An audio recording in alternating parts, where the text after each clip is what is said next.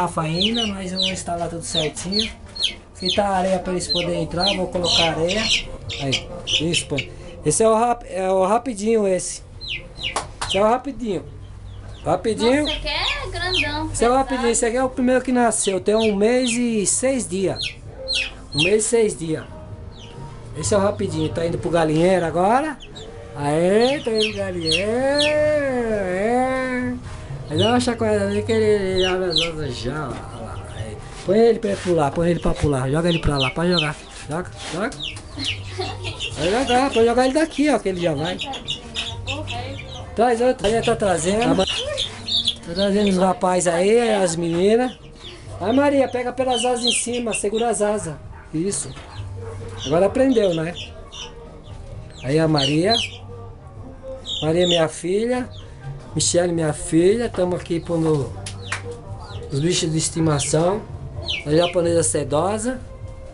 Ela está lá no galinheiro já com 12 ovos. Com uma dúzia de ovos já chocando novamente. E esse aí já tá aí, ó. 1 mês. 1 mês. Pode pôr? E qual que é o nome desse? O outro é nuvem, Qual né? o nome desse, Marcos? Esse aqui tem até as penas no pé, ó. Qual que é a Maria? Dá o nome nesse. Ou nessa, mas depois a gente ou põe o A ou põe o O. Vai, Maria. Não tenho ideia.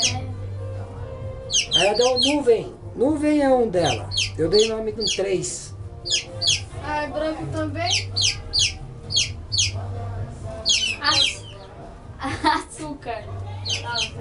É açúcar. Açúcar. Pronto. Ai, A sorte. Maria vai acabar não achando um nome qualquer.